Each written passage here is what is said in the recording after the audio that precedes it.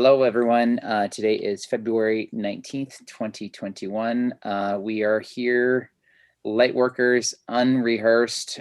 We are just kicking it. We're down 2 members. Amanda is flying to Vegas, and Colette is busy with something. I can't remember what she said, but so just the 3 of us. And we're going to talk about fifth dimensional superpowers. One of my favorite things, something I've been looking into, figuring out how to do it, and but most importantly, not how. So I think I figured out the how, but the training of it, the execution of it, and if you kind of think a little bit like the Matrix, right? And in the first one, when Neo's sitting in the chair and he's like, "We're gonna teach you kung fu," and they like put this disc in, and his eyes blink. He's like, "I know kung fu," and it's just like, so that's the how. But then he's got to go through the training with Morpheus, right? He's in that virtual dojo, and so Morpheus is like, "Hit me if you can," and he's trying everything, and so the how is, a lot of us know how to do something, but we just don't have the training or the knowledge on how to actually use that power or things. So, one of the things that I've really been honed in on is telepathy and telekinesis, are my two, and I know it exists in me. Um, I know how to use it. I know it's done through the Kundalini energy and clearing out your spinal fluid and connecting with your pineal gland. I'm just unsure on the execution or the training necessary for me to do it.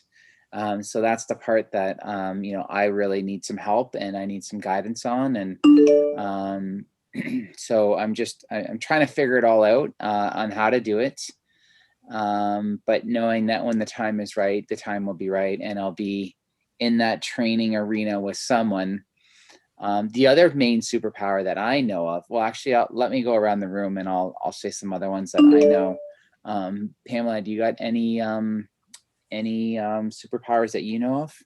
Well, I was just watching. His name is Wim, Wim, and the last name is I think Hoff, Hof. Mm. Because he's actually taught people he can control his body temperature, and I know monks can do this too.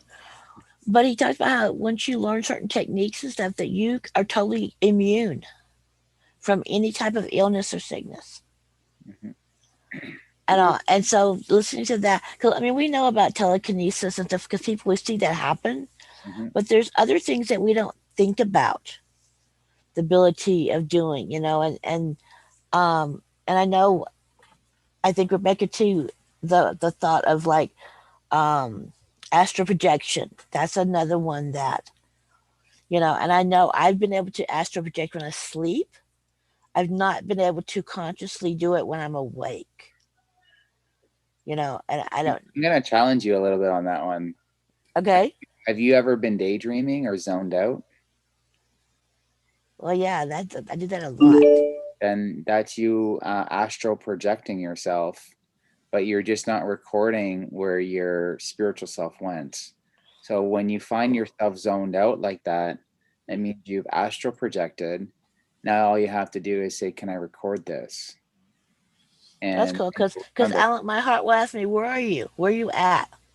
that's And you. and I remember. I mean, I've been in situations with people that one that really stands out is, and Alan tells me I just all the time. I disappear on him, Hmm.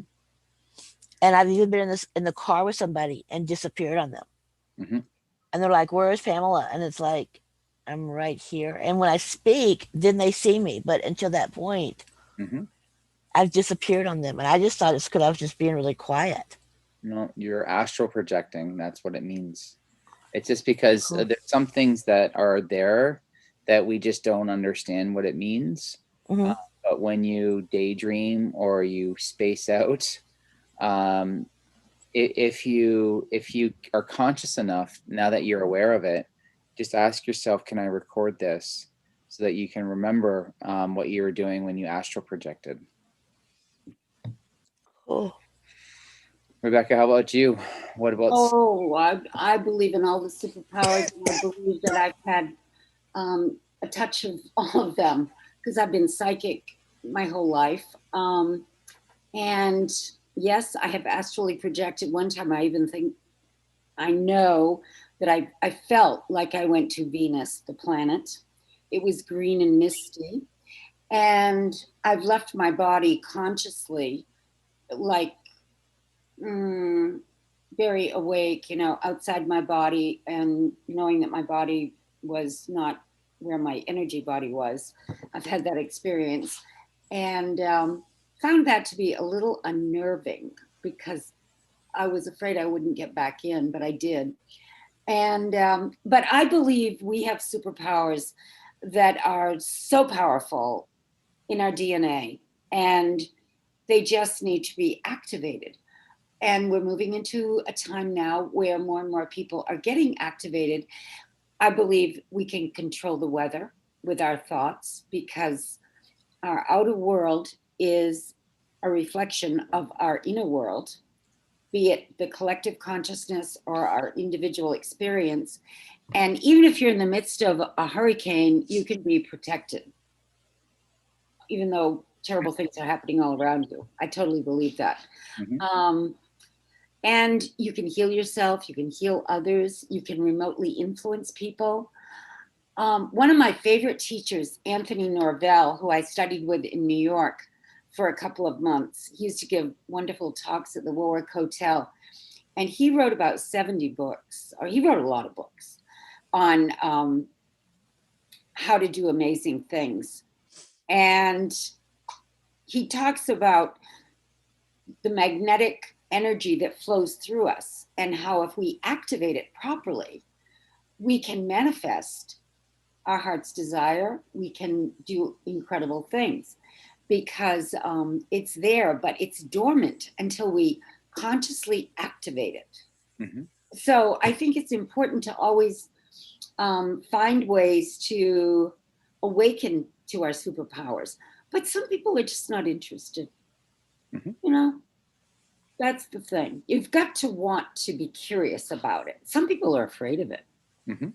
I've met many people in my life that feel it's dangerous to do things. Mhm. I taught and I still teach the Silva Ultramind, the work of Jose Silva. And well, the Pope wrote him a letter and told him to stop doing it. Really? I didn't know that. It's true. Wow. Yeah, and he was a Catholic. And the priest down the street told him he thought it was the work of the devil because he was teaching people how to use their creative imagination to tap into their higher self and manifest and do all these amazing things. And it makes people nervous. Mhm. And this priest got very upset with him. But then when the priest had a really bad knee and he needed surgery, but Jose healed him, he stopped complaining to him about it. But people are very superstitious. They don't think we're supposed to be able to heal ourselves. Mhm. They think that only God can do it, but you have nothing to do. God has nothing to do with you almost. And the reality is we are God's children and we reflect God. So we have the same powers that we deem God having. We just need to activate it. And We are God. We are God. well, God is within us. Yeah, God is everything, but we are definitely a reflection of God. God is within us. Mhm. And yeah, you can't go looking for God out there. God is within. Exactly. Yeah. Yeah, so a couple more that I know that exist. And I'm actively trying to work on these right now. Mm. Which is so Pamela said astral project, but I'm actually looking at physically projecting myself, Mm. which I know I can go from point A to point B by just viewing where I want to go. So almost like Google Earth and seeing it and just sort of spiraling down and going right in that spot. So you don't need a physical airplane or train or car or whatever. I do know it's possible. I know that there are some people that have done it. They don't know how they did it, but they did it. and I do know that it is possible. So that is something that, and I know it's done, and I know how to do it. It's done through the Kundalini energy and lining up your chakras and projecting yourself. So that is one that I am actively working on, clearing my pineal gland that has been calcified through all the shitty stuff that exists in today's world, through the pesticides and the fluorides and all the other shit that's there. So it's definitely getting stronger. I can feel it, and it's getting clearer. And the other one is you're able to, if you really wanted to, stop 3D time, or you're able to slow it down so everything is moving in slow motion, but you're just moving in regular speed. So when 3D people view you, it looks like you're moving faster than them, even though to you everything just looks slow. And there's a lot of evidence of that. If you've ever heard of a sports player saying, I was just in the zone, you hear that quite a bit. When they get in the zone, that's them tapping into that frequency and that energy, where they're able to slow things down, see it for what it is, and they're able to do it at a very high speed. So that's what they mean. That's what they're talking about when they're in the zone. I've been in the zone a few times, especially playing sports, and there's not a better feeling once you're in that zone. And so I want to learn how to do that on a regular basis, and to get into that sports zone more frequently.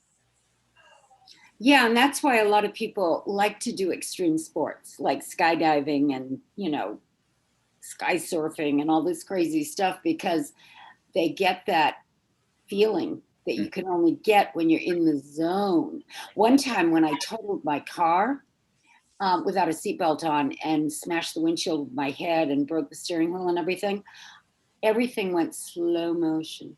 Mm-hmm. And I didn't break a bone. And I felt like I was in the zone. Mm-hmm. And I've often thought so many times, why did everything go slow motion? It's very interesting the way things slow down when you have a catastrophic event like that. It goes very Like slow. they show in the movies and stuff, you'll see that, and it's like, okay, it comes from somewhere, right? That's where they got it from, because someone experienced it. I've also, have you ever jumped dimensions? Jump dimensions? Yes. No, I think, well, I don't know if it's dimensions, but timelines. I've just recently jumped timelines, and I felt it when I did it, because I was meditating, and it was like, you're in a different timeline now. And I'm like, what does that mean? And it's just like, you're in the timeline that you're supposed to be in right now. So it feels like everything's the same, but things are changing, and they're changing very, very rapidly. Well, you can also slow down time. If you're going to be late for an appointment, I used to do that all the time when I was racing to the airport, and I would get there exactly the time I was supposed to. And it would blow my mind, because it appeared that there would be no way when I was not even through the tunnel yet. And I was, a long ways away from the airport. But you can do that if you put your intention on anything. And I loved that the way they explained it in the Celestine Prophecy. When you take the leap and you're fearless and you trust that it's going to work out, it does. But you have to see, the biggest thing holding back mankind, and we're seeing it all over the planet right now, is fear. Mm-hmm. They're loaded with fear, and they're being tested to see, are you fearful? Are you sovereign? Are you free? Mm-hmm. Are you going to let somebody tell you what to do every day? Mm-hmm. Or are you going to stand up for your rights and say, no way, I'm free? Well, it's a test. It's all a test in this dimension. It's just like, remember in the Outwitting the Devil, what's his biggest weapon? It's fear. Fear. Yeah, it's always fear. It's always fear. And that's why the perfect love, which is divine love, casts out fear. We're talking about timelines. If you believe that there is a kingdom of heaven, which is your consciousness, which is within, that is a separate reality that you can step into where everything's already perfect and you don't have to fear anything. But you've got to prove to yourself that it's real. That's why you have to have a few experiences to demonstrate it, and then you can start trusting it. Exactly. It's hard to trust it until you've had the experience. Yeah. And you were talking about superstition or how superstitious people are. And it's really interesting because Yep. I was born and raised in Texas, but I moved to South Texas to San Antonio back in 1980 or so for the first time here. And then we moved to Alaska, then I moved back. But it was really interesting because I'd never lived in San Antonio. San Antonio is its own, it's a different culture compared to anywhere else in Texas, right? And people were coming up to me and touching me and they didn't want to give me Oho. And I thought, what in the world are you talking about? And it was like if they saw something they liked about you, you had pretty hair, or later on when I came back and I had my babies with me, they wanted to touch the baby because their belief was that if they looked at something that they liked about you or your child, that if they didn't touch you, then that was putting bad luck on you or the child. Wow. Oh, wow. That's different. Yeah, it was just like it was so because I've got these strangers coming to me and touching my daughter, and it's like, what? I don't want this. I don't even know this person. Well, we Strange. don't want to give her Oho, and it's like I had to ask somebody, what exactly is that? Because I had no clue. But it's just like when I was growing up. If you found a penny on the ground, you picked it up. Like, there was even Yeah, a there's a little lot of things rhyme, that don't walk under a ladder. It's bad right? luck. There's a lot of superstitious When I things. got here to South Texas, I went to pick a penny up one time because my thought is like, I see anything on the ground, it's money. Thank you, universe, more please. Yeah. Whether it's a penny, a quarter, it doesn't matter. Thank you, universe, more because it's a gift, right? And they're like, oh no, is that heads or tails? It's like, what difference does it make? Well, because if it's one, and I don't remember which was which, but if it's that one, it's bad luck. Hmm. And I'm like, no, No. that's 1 cent more than what I have. Mhm. It's a gift. But it was just amazing how much people take things and they become so, and you have to think about that because all superstitions, all fantasies, all fairy tales have a grain of truth to them, Mhm. Yeah. right? And so when we talk about, like we were talking about, the abilities and the superpowers, we see all these movies and all these shows going on right now with all these different peoples and their superpowers. But it has, okay, so if you go with the belief and the understanding that all things are based on a truth, right? Then where's the truth? Because people just say, oh, it's just a show. You're just watching a fiction show. Is it? No. The people can really do these things. Mhm. Absolutely. Mhm. I mean, there are people hidden away on this planet that have amazing powers, Mhm. and we just don't hear about them in the mainstream.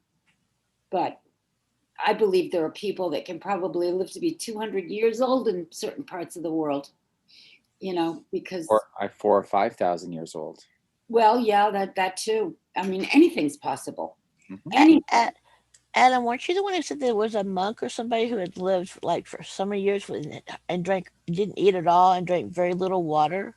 No, he hasn't eaten or drank anything in like 50 years. Letharians. Yeah.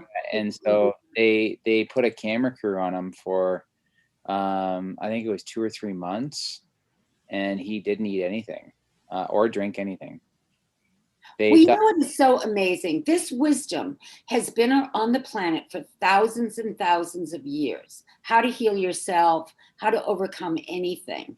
And yet people laugh at people that talk about it. I mean, I'm a Rosicrucian and I belong to organizations that study this kind of stuff, but people can't go around and say, I study with this group, because it's like being a conspiracy theory person or something. People earmark you as weird, Hmm. when in reality, the weird ones are the ones that have no curiosity for it. You know? It should be the other way around. Children should be learning at an early age how to go within and do the kind of things they were showing in the Celestine prophecy, staying at peace when things are happening around you that are disturbing, even because you can transmute it. You can protect yourself. You can have an impact on the people around you if you can learn how to control your reactions. Yeah. And it takes a lot of work to be able to do that. But the sooner you start, the better off you are. Because as you get older and you've got all these patterns built up in you, it's harder to reverse them. Well, there's even been studies where they've taken a small group of people who've spent so much time in meditation and how the crime rate in that Oh, yeah. particular city Yeah. would just take a nosedive. Well, and people who meditate add about 12 biological years to their natural life. They've done studies at Harvard that have proven that. Because, you know, your whole system works better if you're relaxing and meditating every day. You're And not. our body can heal itself. Oh, of course it can. You know, so many people our society has gotten so Well, we know where that came from. Years just ago, they into the decided power. allopathic medicine makes a lot of money for a lot of people. And it used to be, you know, the natural healing modalities were more popular 150, 200 years ago. But then we got more and more and more into the pharmaceuticals and allopathic medicine. And it's almost like you're a freak if you don't say, I have some sort of condition. And now they're making it like a competition to go get your crazy vaccines. Yeah. I don't remember, Alan told me the other day that he saw something where military members, service members are actually declining. 30%, I heard. Good for And them. I was surprised because I didn't think they had the ability to, I didn't think they were allowed to do that. Well, they should be allowed to do it. It's their body. You know, But I that's thought you another were thing. signed into the military that you weren't given, that you give up a lot of your rights when you. Well, I don't see how that can be because, I mean, we are entitled to what goes into our bodies, I believe.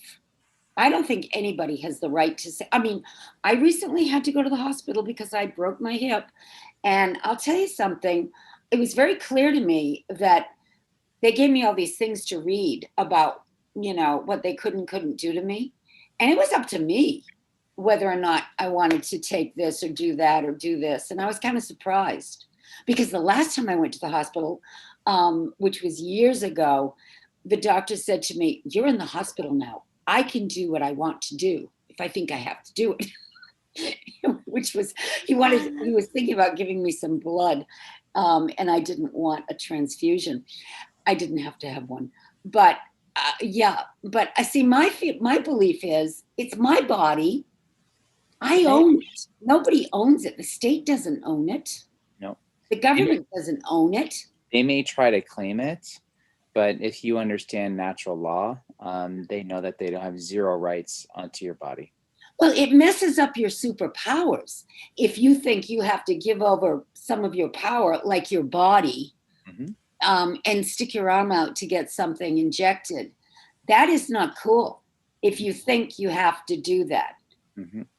A sovereign, independent thinker goes, no, I don't want that, you know? I mean, they called the other day to see if my 94-year-old mother wanted to have a vaccination. And I'm going, you gotta be kidding. Why would she? She doesn't even leave the house. Yeah. Why would she want a vaccination? Yeah. Well, there was a good meme that just came through the other day that I read, and let's see if I have it. No, that's not it. See, we've gotten so far away from our superpowers with the kind of culture we live in. It's sad. I mean, the American Indians knew all about superpowers. And people have learned a lot. There's that guy, Michael Jaco, who studied with an Indian tribe, remote viewing, and he's very good at it. But that's where he learned it, from the Indians. And the indigenous people all over the world know how to do amazing things. Well, isn't it funny that that the Amish didn't have any COVID cases whatsoever? That's right, because they don't watch television. They don't watch television. So yeah. The question is, if I get vaccinated, can I stop wearing a mask? Government, no. If I get vaccinated, will the restaurant, bars, schools, fitness clubs, hair salons, etc. reopen?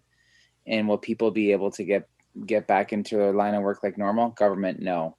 So if I get vaccinated, will I be resistant to COVID? Government, maybe, we don't know exactly, but probably not. If I get vaccinated, at least I won't be contagious to others, right? Government, no, the vaccine doesn't stop transmission. If I get vaccinated, how long will the vaccine last? Government, no one knows. All COVID vaccines are still in experimental stage. If I get vaccinated, can I stop social distancing? No. If my parents, grandparents, and myself get vaccinated, can we hug each other again? Government, no. So what's the benefit of getting vaccinated? Hoping that the virus won't kill you? The government said that. Are you sure the vaccine won't injure or kill me? Government, no. So if statistically the virus won't kill me, 99.7% survival rate, why should I get vaccinated? Government, to protect others. So if I get vaccinated, I can protect 100% of people I come in contact with. Government, no. So if I experience a severe adverse reaction, long-term effects still unknown, or die from the vaccine, will or my family be compensated from the vaccine manufacturer or the government? Government, no. The government and the vaccine manufacturers have 100% zero liability regarding experimental drugs. So to summarize, the COVID-19 vaccine does not provide immunity, does not eliminate the virus, does not prevent death, does not guarantee you won't get it, does not stop you from passing it on to others, does not eliminate the need for travel bans, does not eliminate the need for business closures, does not eliminate the need for lockdowns, and does not eliminate the need for masking. I don't know. If you want to get the vaccine, go ahead. And we're Well, kind of getting off topic a little bit, but yeah. But, you know, if you want to have superpowers, you have got to have a way to discern truth from falsity for yourself, you know. And if you're just being jerked around by everyone telling you what to do, it's not good for the person who wants to be a manifester, a healer, you know, that kind of person. You have to be an independent thinker. exactly. Yeah. Yeah. Well, And not only that, but I think you've got to be able to go within yourself. Yeah. And I you've got think a lot of have a people have desire to forgotten how Yeah. Yeah. Yeah. reconnect. I think that's where meditation comes in, don't you, Adam? 1,000%. If you're not meditating on a daily basis, and you know, very recently I started listening to delta waves when I've been sleeping, and binary beats and delta waves, and it's just very subtle, but I got to tell you, my sleeps are so deep, and I know that I'm astral projecting somewhere and something's going on, because I'm it's a different sleep. It's just a different wavelength that starts to go through. So experiment, figure out what works for you, figure out what feels good, right? You know, you've got intuition in your body, and all you need to do is tap into what feels really good. And when you find that feeling, there's nothing that feels better than that feeling. Nothing. Yeah. Agreed. Okay, well, I mean, there's so many different superpowers, 5-dimensional superpowers.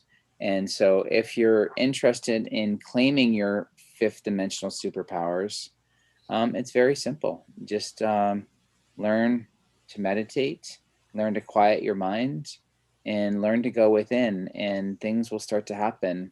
Don't think it's just going to happen overnight. I mean, however old you are, that's how many years of programming that you actually have in your body and in your mind. And so it takes some time to change that, but definitely meditate, definitely listen to different sounds that really connect you with the creative source.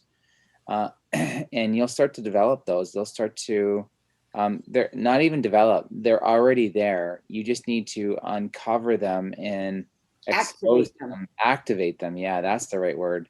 And once you figure that piece out, my goodness, this planet's going to change. So I hope you liked this video. If you did, definitely hit the like button.